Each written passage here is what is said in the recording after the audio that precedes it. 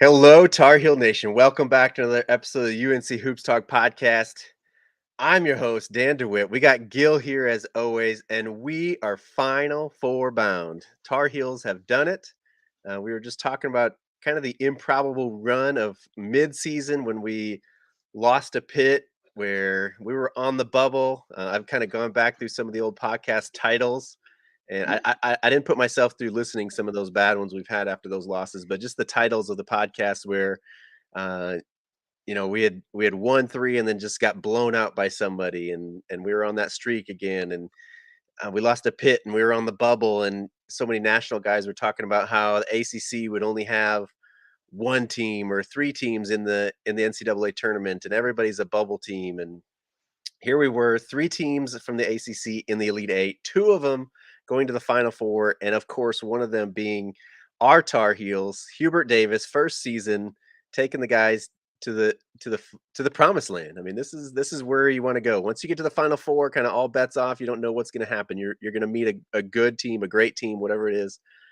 All bets off when we get to the Final Four, but we're there. I'm more kind of in shock even. I'm so happy, but again, I've just kind of been going back and thinking about where we were mid-season, and I'm in shock. Gil, I know you're excited. We're over the moon, but like, what's going through your mind here as the Tar Heels have locked up a Final Four berth I knew they could do it. I'm elated, man. This from the beginning, is right? yeah, from the beginning. I knew they had the talent to do it, but yeah, there was a lot early in the season of new faces and new places, and for them to make this run in the tournament has just been fun. I mean, it's what all of us live for. I think I live for seeing Carolina in March making a deep tournament run. It's great. This is their 130th NCAA tournament win, most all time, 21st Final Four appearance, most all time.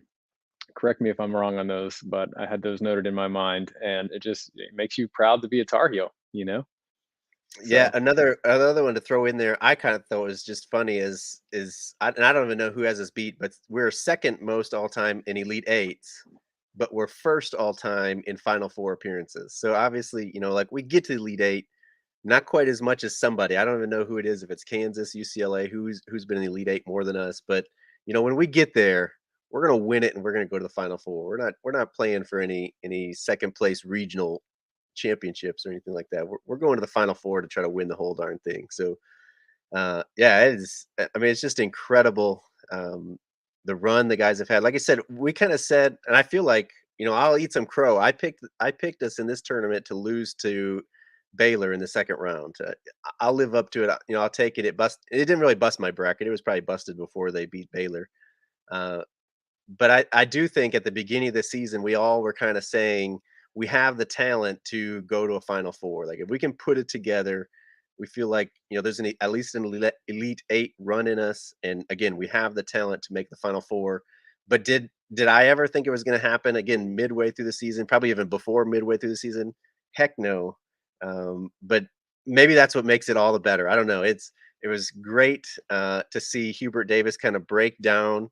We knew he was kind of an emotional guy, but he just like, even he knew the game was over, but he waited till the horn had sounded, and you could kind of see him. It looked like he looked up into the crowd for his wife or for Roy or somebody, and then he was just kind of like hands in his or yeah head in his hands, crying, hugging the assistant coaches before he goes and shakes the opposing coach's hand. And uh, I couldn't be happier for him. The stuff that's kind of again gone on this season, but shout out to everybody joining us here live on YouTube. We'll just kind of plug that there. Make sure you're subscribed on YouTube. Hit the notification bell so that you get notified when we go live, and uh, maybe a little bit later than the game we wanted to. But we're here to kind of talk through the last couple of games. We didn't get a show in after the UCLA game, but we're ready to go. We're ready to talk about it here and just celebrate the Tar Heels going to the Final Four. So, where do you want to start, Gil? well, I think that I'm going to start back at the beginning. I think in our preseason podcast predictions, I think you and I had them making an Elite Eight run. We'll have to verify that and double check. So Yeah, I will. I we will did check have that. belief in this team even way back, and there were, someone commented there's a roller coaster. It has been up and down, but I loved what one of the actually think it was Clark uh, Kellogg who was saying that you have to have some adversity sometimes in order to really grow as a team, as a unit. And I think that helped the group and team cohesion for these guys. And they had some interviews with some players, and they interviewed Leaky, and they talked about how Hubert Davis came in after those back-to-back poor losses to Miami and Wake as a turning point for the season, where Hubert came in upbeat and positive, and the players really responded to that. And I saw an excellent um, brief interview there with Taylor Vipolis, and he was talking about this team and how Hubert Davis has really started to outcoach other coaches here in this tournament. So yeah, I definitely want to talk about that UCLA game because for me, I'm biased, but that's been the game of the tournament so far. I mean, that Baylor one was epic, but that was a really really good contest against UCLA. That's a good team in UCLA. They could have been a Final Four team this year, and Carolina, particularly Caleb Love, uh, ended their season. And not enough can be said about Armando Bacot either. This whole season, he's just been such a steady force, and I think it's almost like we take for granted these numbers that he's putting up. His 29th double double on the season, tying an ACC record, tying Tim Duncan. He's got a chance for more, and he dominated today against St. Peter's. They had no answer for him, but man, what he's been able to do, and some of the plays he made in that UCLA game, a late defensive block, that incredible save back into Love for a three that tied the game when we were down three with about a minute and a half. Those are game changing, game saving plays, season saving plays. He has just been a They're monster they're and one just shining moment moments. yeah, absolutely. Yeah, you got that. So yeah, we can break down some of that action from UCLA. It was a great game. Jaime Jaquez, I got a lot of respect for his game. He's tough. Johnny Juzang as well, and Tiger Campbell. Those three, and also that guy Bernard for them. They've got a really good team, and our best defender, Leaky Black, who is shutting down just about everybody. He played a great game, but even still, Juzang and Jaquez and them got what they wanted some of the time, and that's just a sign of a good team. But Carolina went for them blow for blow. And earlier in the season, we were not sure how Carolina, they weren't responding to adversity. They weren't responding to when other teams gave them a punch, gave them a fight. Pittsburgh came in and called Carolina out, called them soft, and that's not the case anymore. Carolina's had to show their mettle in this getting to this point, getting to the Final Four. Yeah, so we'll spend a little bit more time on the Sweet 16 win over UCLA, but I looked it up here, and we'll go through. I usually postseason after the tournament kind of go through everybody's predictions because we have a big predictions podcast preseason that I go through and ask a bunch of Tar Heel fans what their predictions are, and so we go through postseason and kind of see how far off or how close we were. But little teaser. So I had us losing in the Elite Eight preseason. I had us winning the ACC tournament, and then I said losing Elite Eight. But I'll give you credit. We'll give you a shout out here, Gil. Um, Gil said ACC tournament champs. Doesn't matter anymore there. Final Four in Hubert's first season. So preseason, Gil was calling it. And as I scroll through some of the comments here on YouTube, we see some familiar faces here or names, at least 300. We got Lori, we got John B. We got Paul in here. A lot of people that have joined us live for a lot. Some of you asked are starting to talk about our next game, and we're going to save that. We're going to talk here about UCLA win, the Elite Eight win over St. Peter's, and we're going to hopefully get back this week for a preview on the Final Four. And of course, we all know we're playing Duke in that one, so we'll get into that stuff. Paul is asking about Bacot's leg. I actually didn't watch the second half of this. I had to go somewhere for the second half of this, and thank goodness it was not in question so that I would be distracted as I was off doing something else. But so I didn't see this. Well, again, we'll get into that as we get into St. Peter's game. So UCLA, yeah, you kind of hit on already, and kind of what we talked about in the last podcast when we were previewing UCLA a little bit.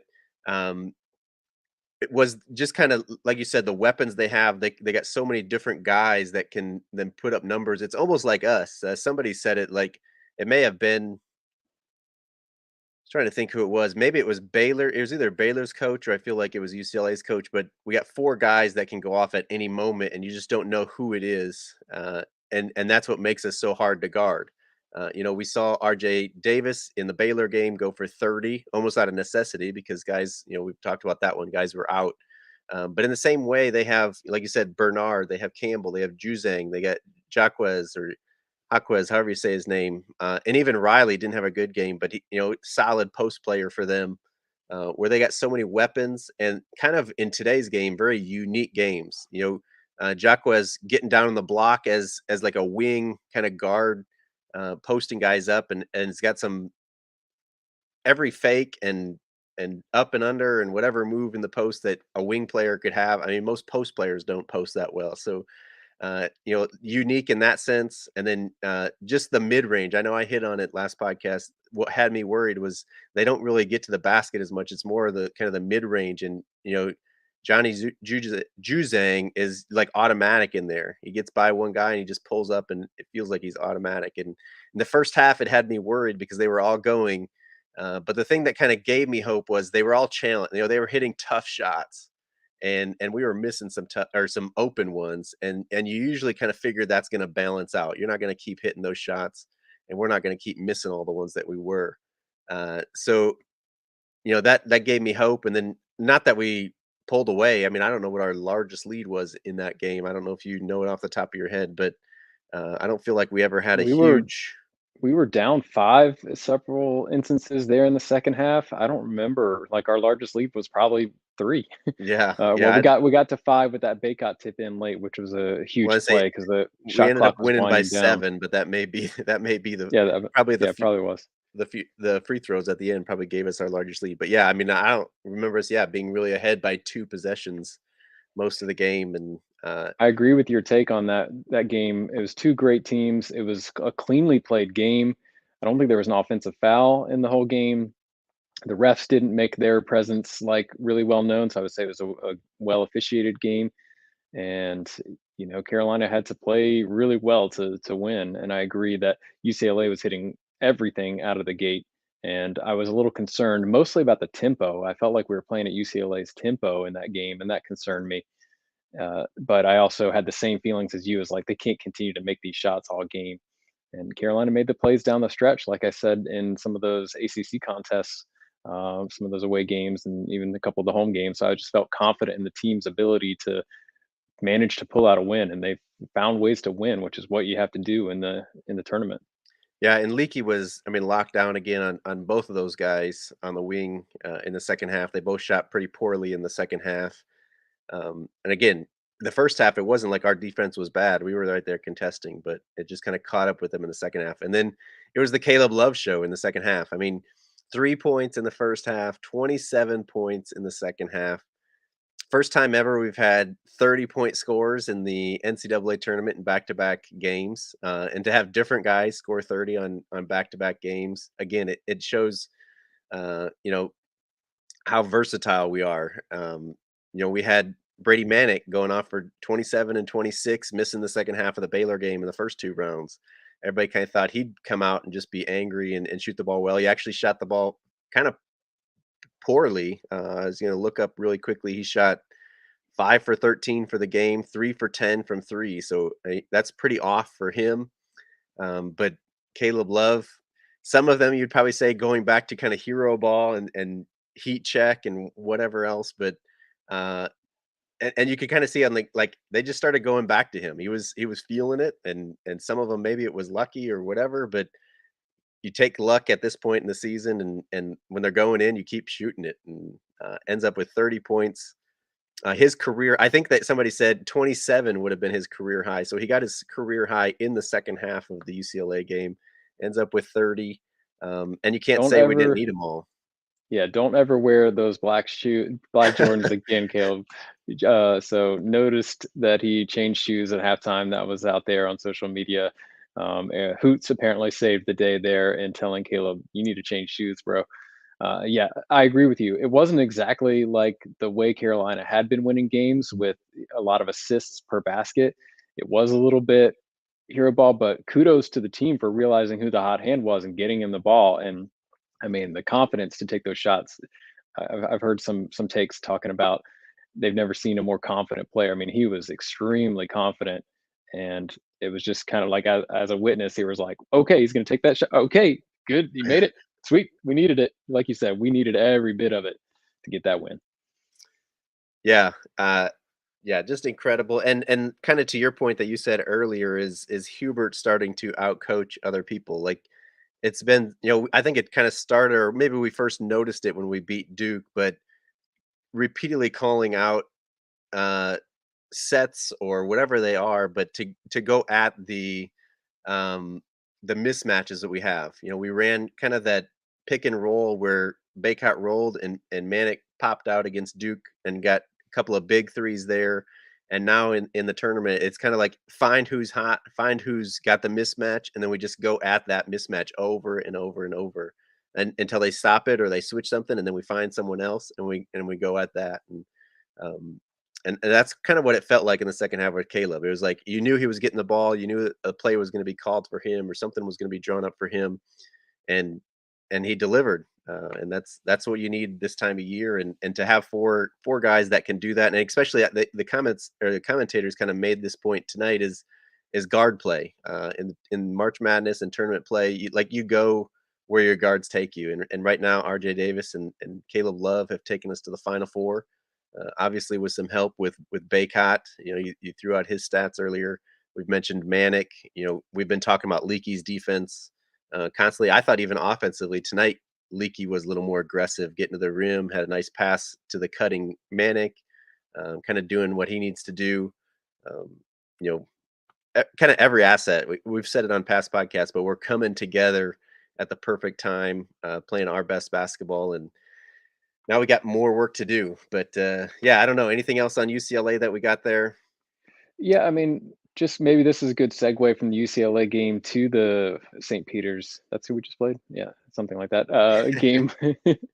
I never heard of them before this tournament. And then, of course, there's Cinderella. It was just the team defense, down late in that UCLA game. It can't be understood. Obviously, the headlines was Caleb Love, although Armando Baycott with some huge plays to save the tip in. But collectively finding ways to get stops. And, that was huge to a UCLA offense that was really clicking. And I think that was really the name of the St. Peter's game was we shut them down. We came out to a 9-0 start. I think we did exactly what we had to do. Is like don't let them get any kind of belief or hope. That's the way that they had found ways to beat the other opponents that they had upset to get there. And so it was a matter of just defensively shutting them down. Maybe St. Peter's was a little nervous and missed some shots that they might normally have made, but Carolina found ways to defensively really kind of stranglehold St. Peter's. I think is more the storyline in this Elite Eight matchup, along with Baycott getting 20 and 22. So he was player of the game for me in this one. Yeah, and I think it was Hubert. They said they had talked to at halftime, and he kind of said that he felt that was their best defensive half of the year. And I mean, don't get me wrong, it was great defense. I think St. Peter's was a little bit worn out, whether it's mentally with all of just the talk I'm sure that they've had to deal with of being the first 15 to get to the Elite Eight and Cinderella's, all that stuff.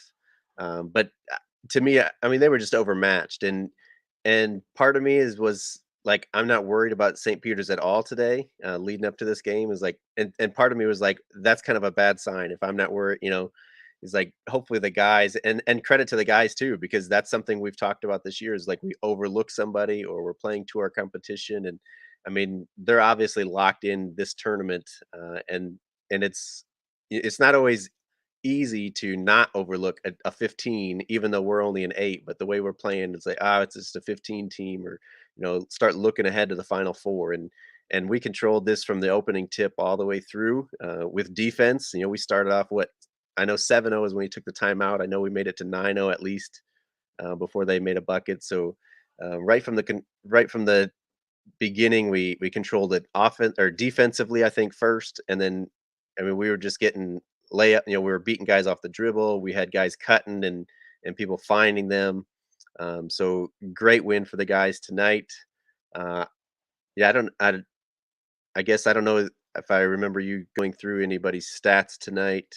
So we Obviously, doubled them up by halftime, 38-19 at half, and at that point, it really felt like it wasn't in doubt, although there's always a little part of me that's I like, say we "Make remember sure to Baylor, finish." Yeah, remember to finish, but remember to finish. Uh, and so I think it's always difficult for a team to maintain that level of intensity in a second half. That kind of reminded me a little bit of the 2009 final against Michigan State, where we had a big lead at halftime, and we did what we needed to do in the second half to get the win. But it was basically we won the game in the first half, I would say, with defense and just coming out in business, like taking care of business. yeah, And so that's exactly what I wanted to see from them. Don't let that team hang around. Don't take them lightly. So I think they had the right mindset. There's still, I'm still used to Roy Williams, and I wanted more subs in the second half. I didn't want to see any risk of injury whatsoever. Baycott did go down funny on a play. He got fouled going for a layup, and it seemed like his calf maybe cramped. I don't know, but he got back up after that and finished out. So I think he's all right. But he was struggling with some back trouble there in the UCLA game, so that had us worried too. Obviously, he's the MVP of this team, I think, and he's a centerpiece that we got to have against Duke. So, but yeah, we took care of business against St. Peter's. I don't know, you got the stats pulled up there now. yeah. So Baycott again led us 20 points, 22 rebounds, and again, I think yeah, like you said, we kind of took our foot off the pedal in the second half, and not even in a bad way. I mean, I don't think it's bad for us to ease up a little bit, and like you said, I don't think we eased up to where they were coming back to make a game, but like we made sure they didn't make any runs, and we just kind of sustained and kept doing our thing.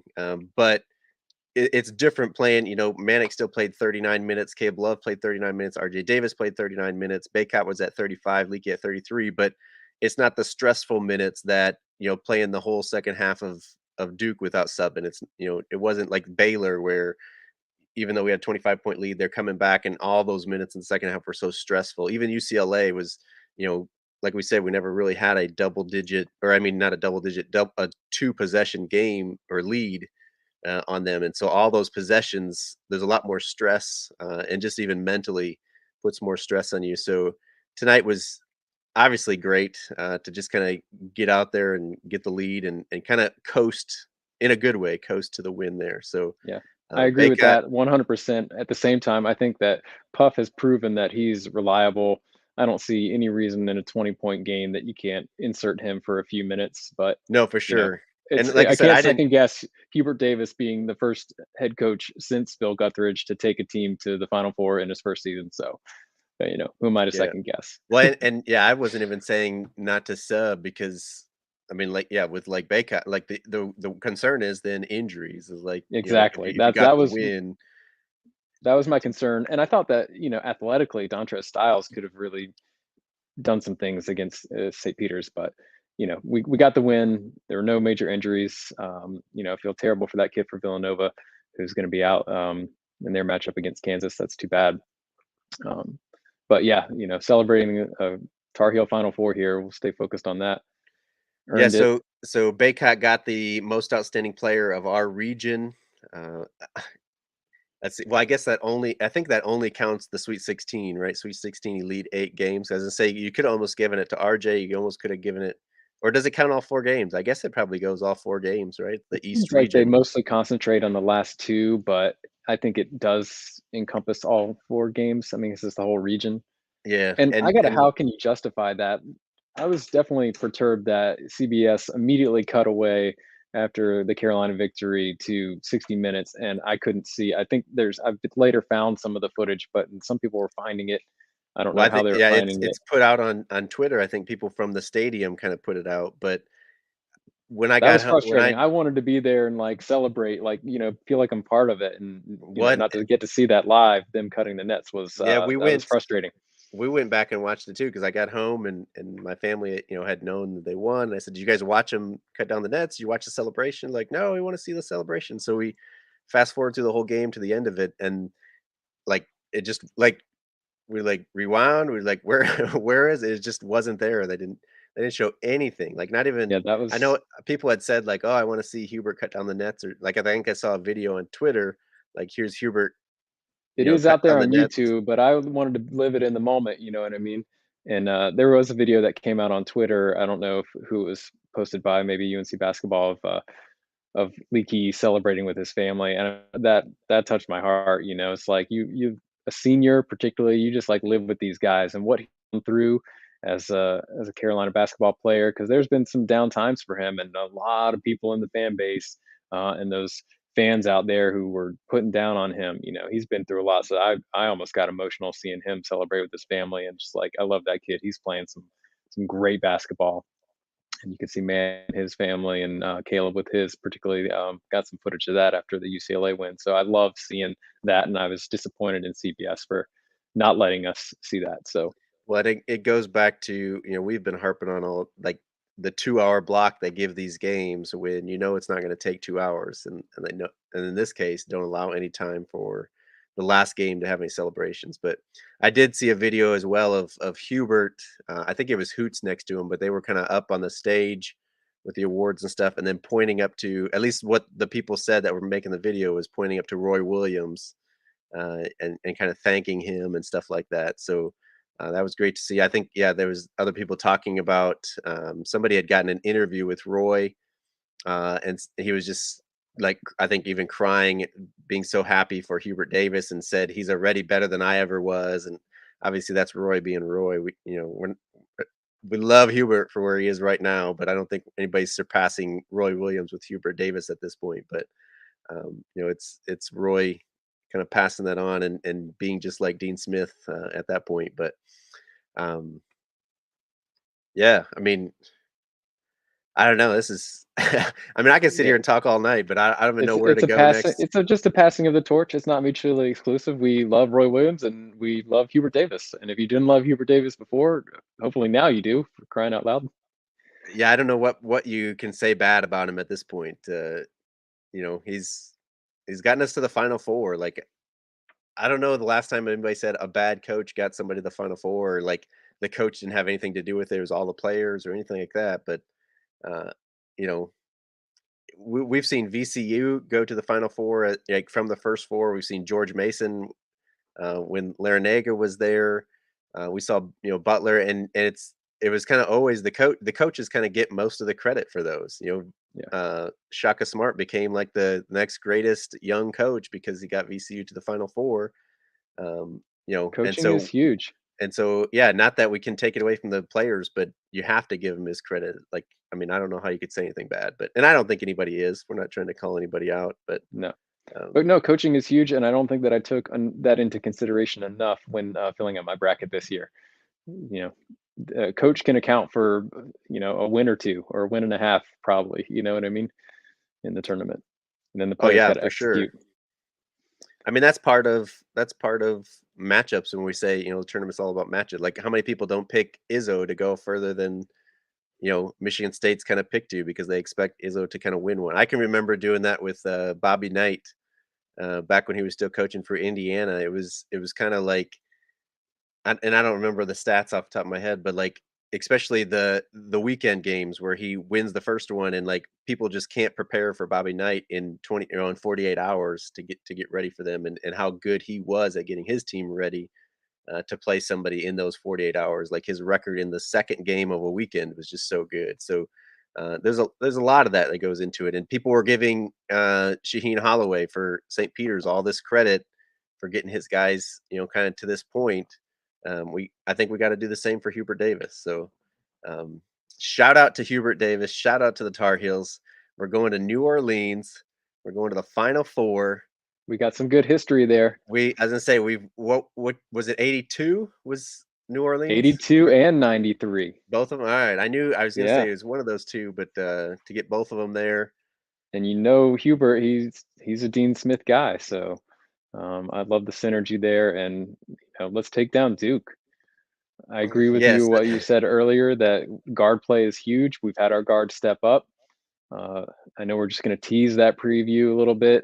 Their guards have been playing well down the stretch. Roach has been difficult for teams. I watched some of their games here in the tournament, of course, hoping that they would lose.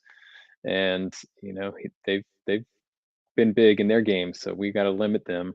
And I think we match up well. It's going to be interesting. It's the first time Carolina and Duke have ever played in the NCAA tournament, and we want it to go to the right shade of blue, of course.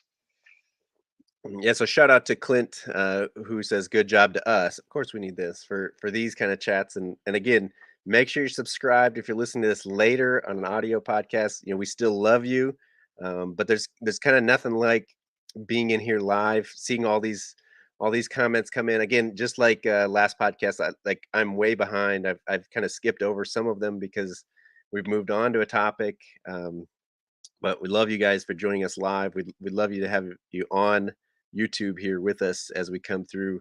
And we just got bigger games left. I mean, they only get bigger. So, like you said, Duke, we are the second game. So, Kansas and Villanova will tip at five.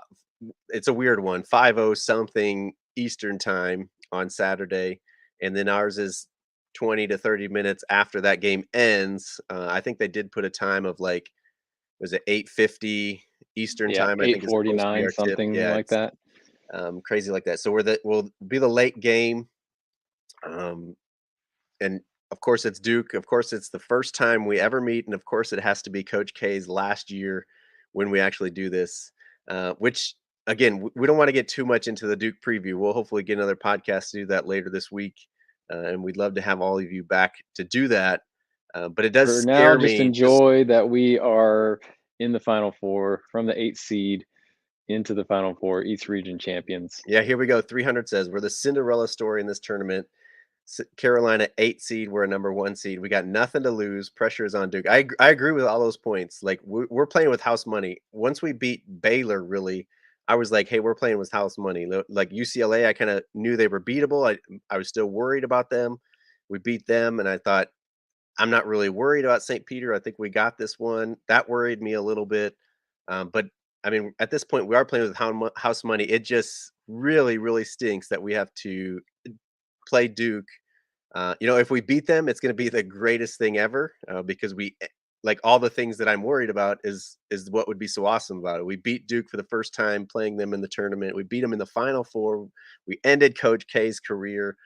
All those things, but the opposite of that is kind of what worries me. And having Hubert being in his first year, like we just gave him his flowers and how well he's done, but we've also seen kind of what can happen if the refs kind of take over. And um, it just really worries me with Hubert in his first year. He's not established. Like it would be one thing if it's Roy Williams uh, against Coach K, because kind of this level playing field as far as eyes of the refs and whatever. They've built up that prestige, and you shouldn't expect, not that you should ever expect somebody to get calls over another one, at least for a coach. But it does just worries me. And maybe again it's us kind of blaming the refs or playing that game, or me playing that game. But um, this week is going to be really long waiting for that game to come.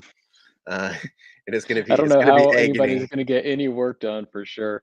Oh Yeah, man. it's going to be agony for sure. So Yeah, I um, agree with that, Dan. There's been a little less stress, even though it's always stressful but after the Baylor game, like just feeling like this has been great, like that we've made it this far. So it's just made it a little less pressure. Like if we go out, we go out. But now that's going to ratchet up. Like that's gone, I think, a little bit. Even though I agree the pressure's on Duke, but when we're playing Duke and this is the first time to play him in the tournament, I think all of us are going to be like feeling that angst just a little bit.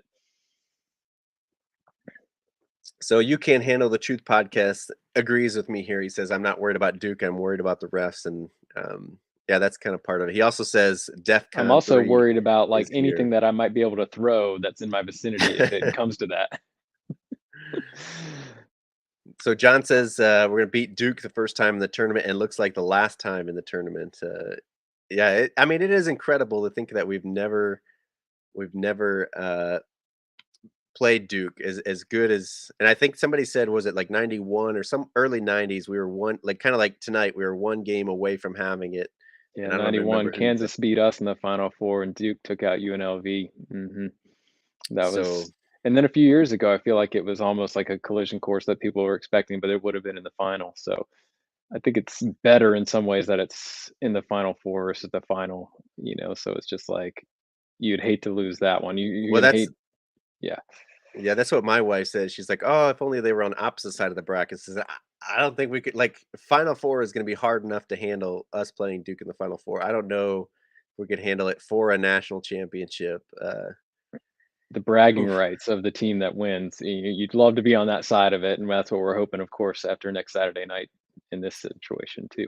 So Paul's asking, is anybody going? Uh, Mm. I did see somebody said before we won tonight or before our game had started, Final Four tickets were like $600 or something. After we won, or like when it was kind of known that we were going to win, they were up like at 7,000 or some for maybe 4,500, and they just So that answers that question, at jacked least up. from my So perspective. yeah, we're actually gonna be out of town again this weekend. I'm gonna watch the game. I don't know who it'll be with. I may have to just kinda kick some people out of the house or just drive over somewhere to watch it by myself. I don't know how it's gonna work, but, I'll tell uh all the fans out there this is reassuring. My parents came up here and visited me when we beat Duke at Duke, and next weekend I'll be down there visiting them. So feeling like that's a good thing. so, John says, ESPN's gotta be mad that they didn't have the last Duke versus UNC Coach K game.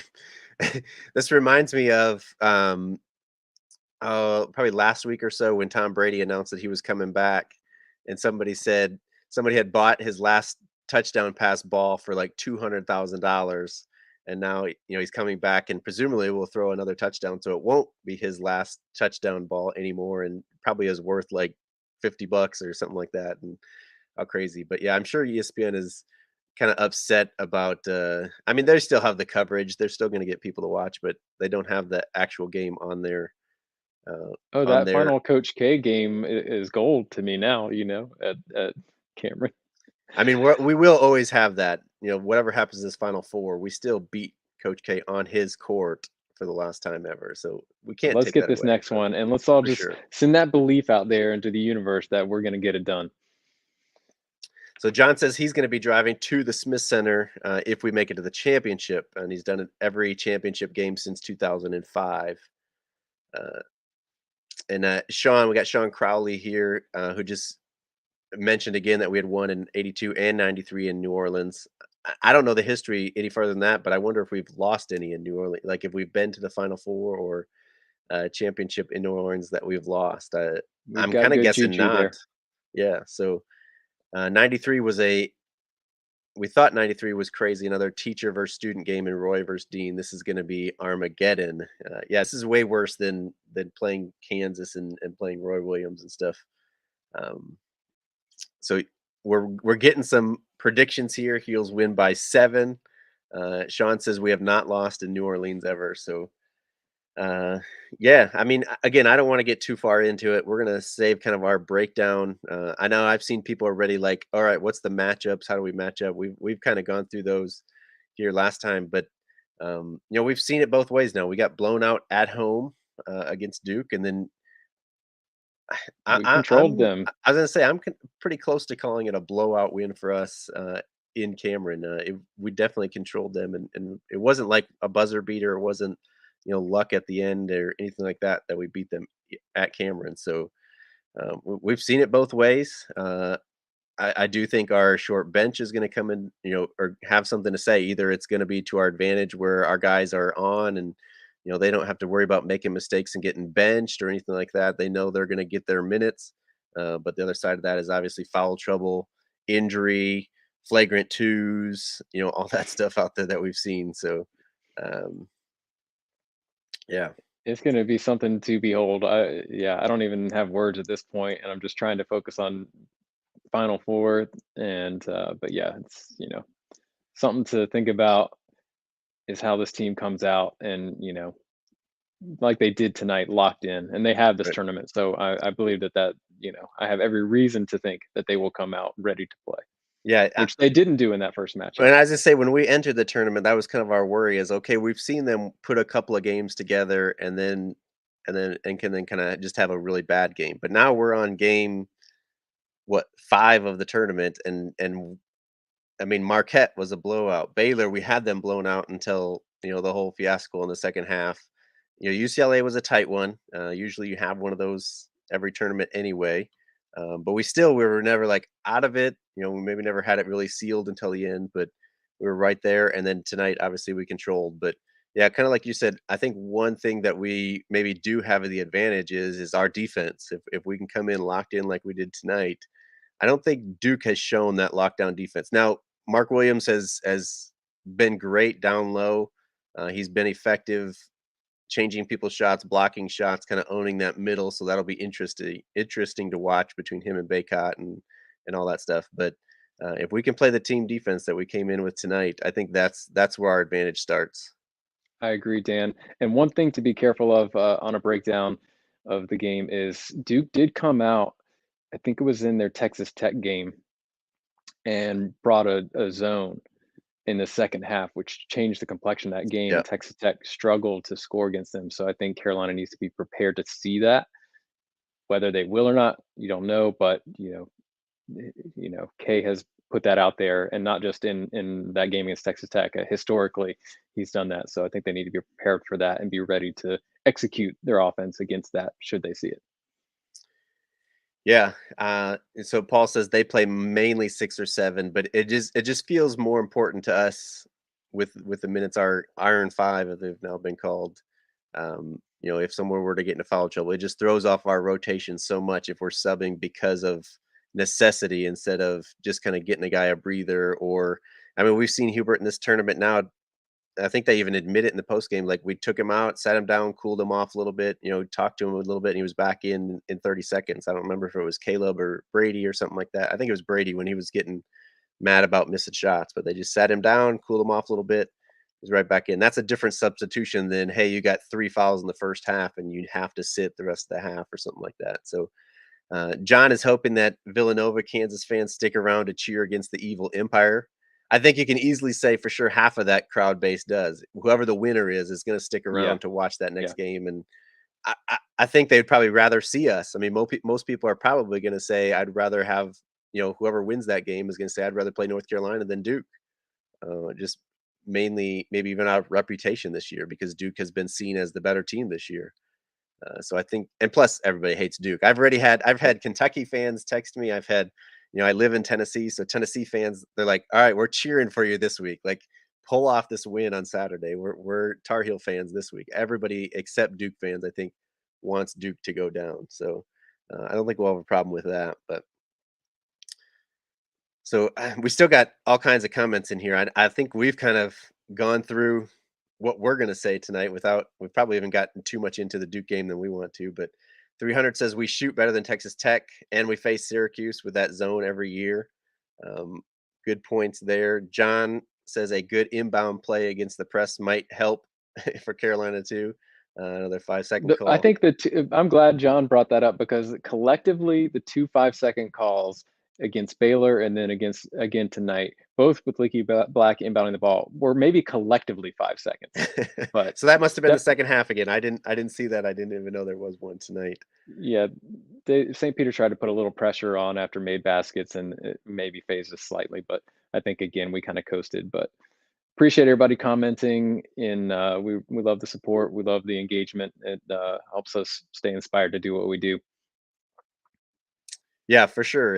I mean, you guys don't understand how much we've gone through podcasts where we don't get comments or very few comments. So to be able not to keep up is pretty amazing. I just remembered actually we were gonna have you in control tonight so you could go through these comments, but It's all good. you're gonna have to remind me next time, Gil. Next one after we take the championship. All right, everybody, don't worry too much about those officials right now. Worry about that next week. We can't control it. You know what I mean? Yeah, let's control. We can control. Let's be positive. Gil has done it from the preseason. Predicted our Final Four run here tonight. Even after that pit loss, I know Gil in his mind was saying, "What are these guys talking about? We're going to the Final Four." Uh, I um, just believe this team had something in them, and that's kind of the final point I'll make here tonight. Is we talked about that before we started the pod. Was just those things happen, and we've seen that every year. Carolina with bad losses in December or January or even February at times, and you don't want that to happen, but sometimes that actually helps the team get together and get better. And it's all about playing hot and playing your best basketball at the end of the season. And Carolina has done just that to make it to the Final Four. So that's my last point of the night, and it's been fun to watch. Yeah, so we appreciate everybody being in the comments. Again, we appreciate people that listen to this later on the audio podcast. Make sure you subscribe wherever you are listening to get it directly into your feed. And again, go over to YouTube, subscribe, hit the notification bell, and join us live. Hopefully, right after a Final Four win. Again, I don't know where I'm going to be or what kind of internet I'm going to have, or if I'll be able to talk loud and stuff like that after the Duke game. But again, and or how late it is. I know I didn't even ask Gil because I thought it was too late after the UCLA win, but then Gil all of a sudden was like, "Let's pod," and then we kind of just didn't. Then But I thought better of it. I don't know what's going to happen after Duke. So make sure you're subscribed and you're ready to go if we can or I can or maybe Gil and Blake can pop We'll on pod there. after the championship when But we get it, definitely because we got to keep the right rhythm.